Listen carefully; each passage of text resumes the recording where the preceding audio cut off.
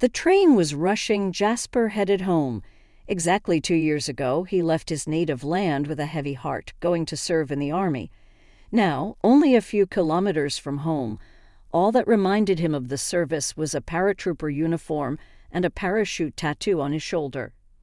His mother, a quiet, kind-faced woman who raised him on her own, was waiting for him at home.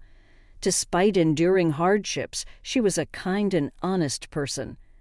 Jasper loved his mother and also loved his fiancée, Amanda. She was his neighbor, and they had been friends since childhood, sitting next to each other at school. As they grew up, feelings developed between them. When the train was a few minutes from arriving, Jasper leaned against the window, excitedly staring at glimpses of buildings familiar from his childhood. The train slowed down and stopped. Jasper got off, took a deep breath of cool autumn air, and headed for the cab stand. 20 minutes later, he stood at the door of his mother's apartment building and pressed the doorbell button. His mother opened the door, happily throwing her arms around her son, reproaching him for not informing her in advance about the time of his arrival. Jasper hugged her, happily squeezing his eyes shut, inhaling the smell of freshly baked goods. After the warm embrace, Jasper went into the hallway and took out the beautiful tea set he had brought for his mother as a present. She took it, admiring her grown-up son. She led him into the kitchen to feed him, but Jasper immediately asked about Amanda. He couldn't understand why she didn't answer when he called her before boarding the train, wondering if her mother knew what had happened. His mother smiled nervously without looking him in the eye and reassured him that everything was fine with Amanda. She was just probably busy preparing for exams.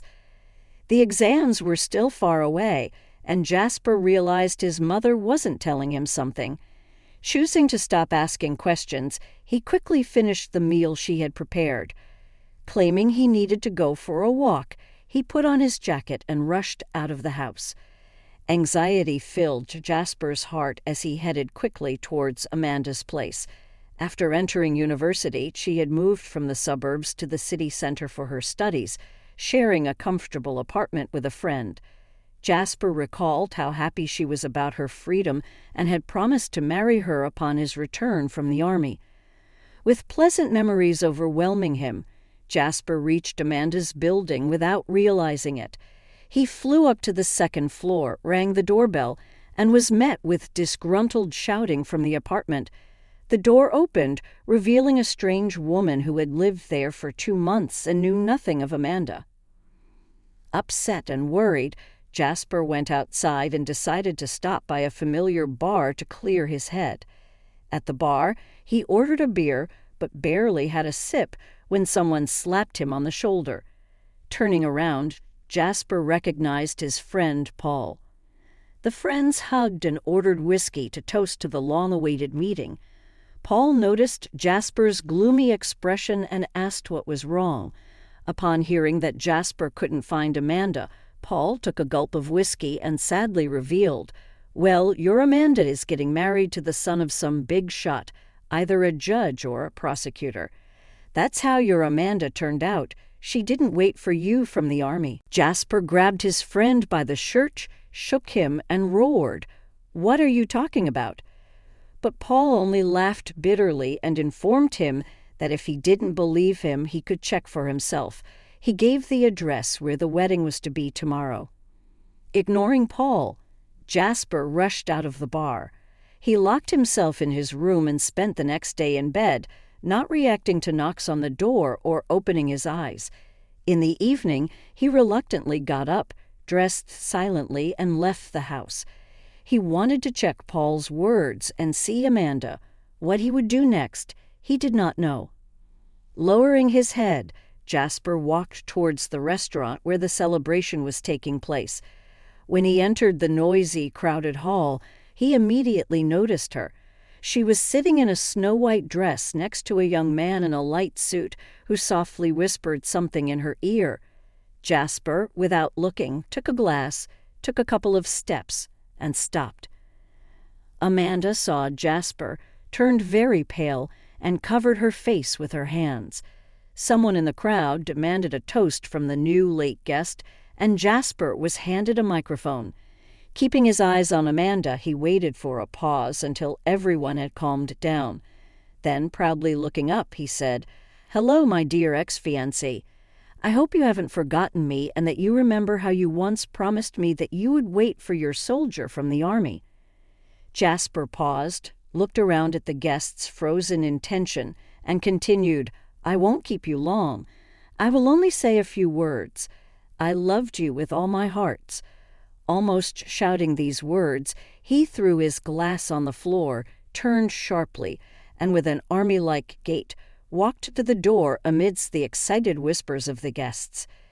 He went into a bar, ordered a bottle of vodka, and drank a glass of scalding liquid. A little later, Jasper was approached by his old acquaintance Mike, who was a biker. The guys started talking and exchanged painful memories of betraying women, drinking one shot of vodka after another. Finally, drunk and fired up with contempt for all women, Mike suggested dispelling their melancholy and taking a ride on his bike. Jasper thought for a while and agreed on the condition that he got on the wheel himself because it had been so long since he had ridden a motorcycle. In a couple of minutes, they were already speeding down abandoned roads behind the bar.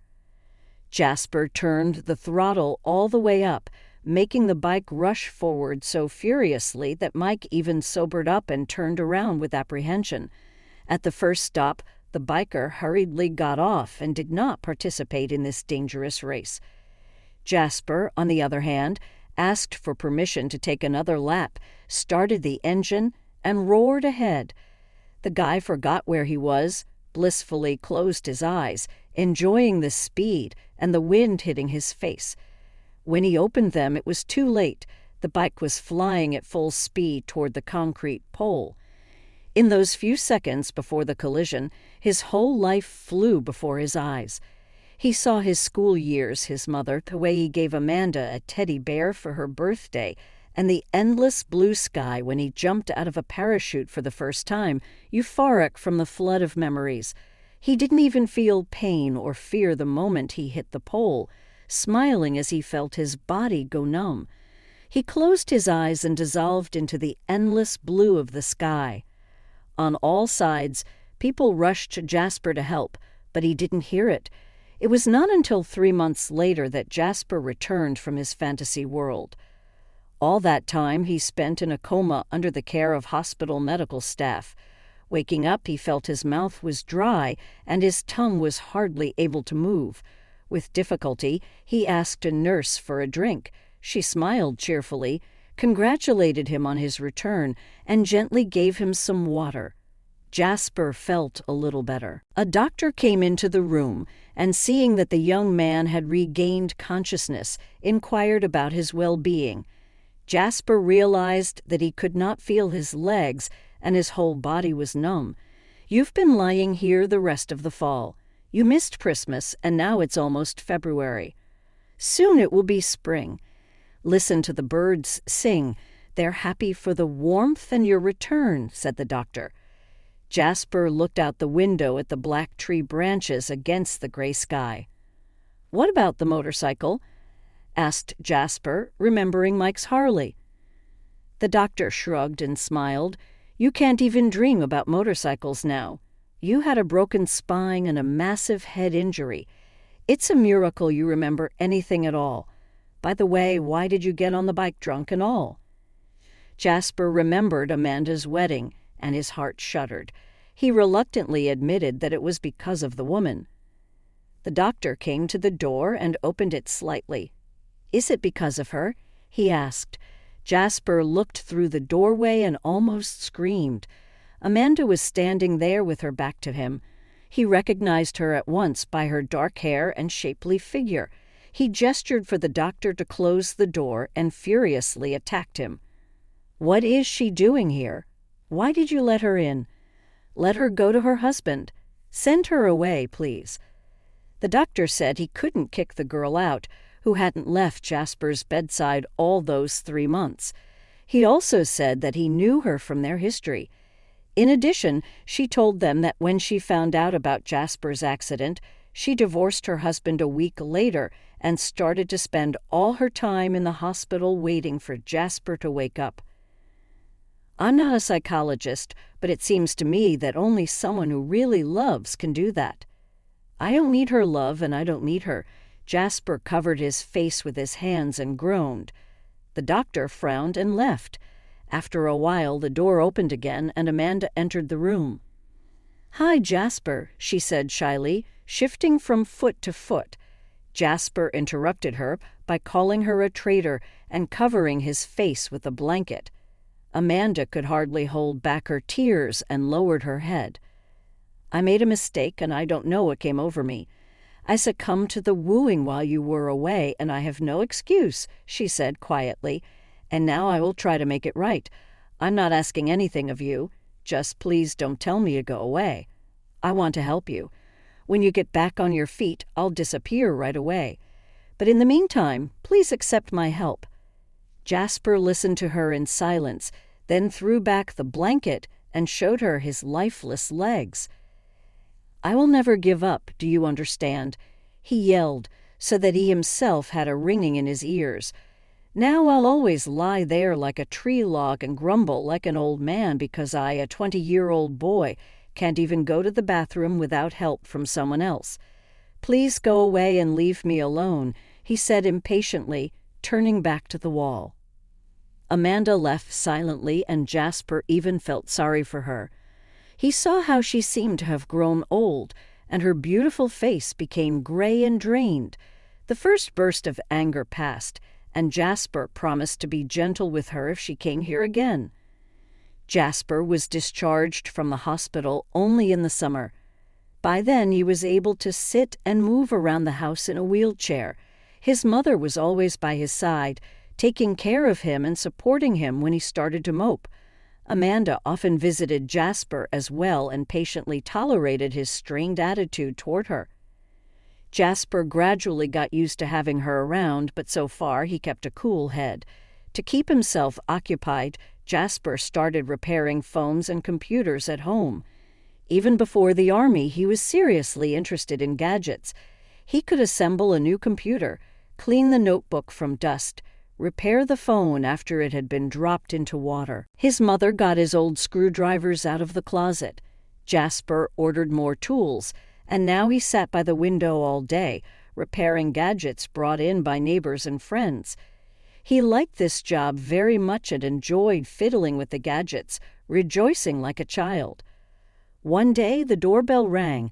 When Jasper opened the door, he saw a group of television reporters headed by Amanda.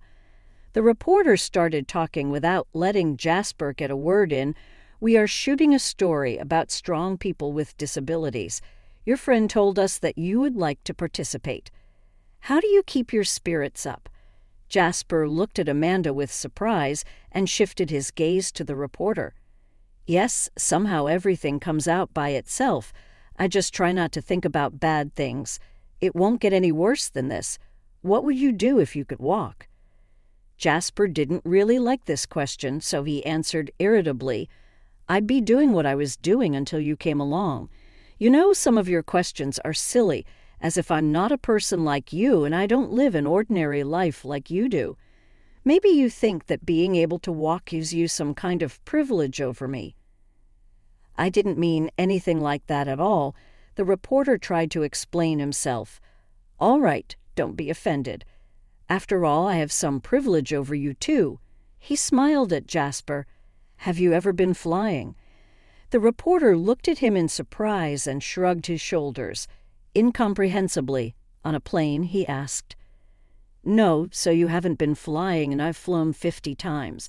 Yeah, I've skydived that many times," Jasper said. The reporter sighed in relief. "You really are a strong man." Jasper talked to the reporter for a little while longer and then said goodbye. When the TV reporters had left, Jasper looked angrily at Amanda, who was still in the room. With a swing, he threw a thin screwdriver at the target hanging on the opposite wall. "Why did you bring those clowns?" he asked, returning to the phone repair. "You should have asked me before inviting them." Now they'll show me on all the channels, and then I'll have to blush. What will my comrades in arms think if they see me on TV?" Amanda smiled guiltily and blushed. "Sorry, I meant well. I thought this way maybe someone could help with the treatment." Jasper grinned. "Well, that's unlikely. There are thousands of people like me, if not more. Anyway, thank you, and excuse me. I know you mean well. I don't know what comes over me sometimes. I'm tired of it all." Jasper girlishly slammed his palm on the wheel of his wheelchair and fell silent. Amanda cautiously approached him and put her hands on his shoulders. "Everything will be fine, just trust me." Jasper sat in silence and continued to work.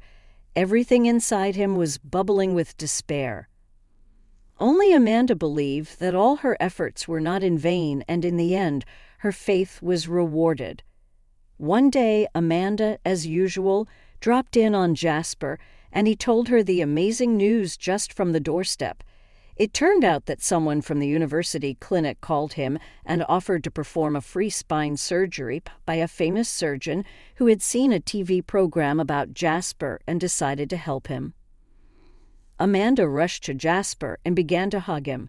She wanted to accompany him to the surgery, but Jasper sternly said that she had to think about her studies and he could do it on his own. Amanda reluctantly agreed, and after Jasper left, she could not think about anything and waited for his return. Amanda only dreamed that Jasper would forgive her and return home on his own feet. So the weeks went by, and still there was no news from Jasper. She had not been able to call him. His phone was switched off.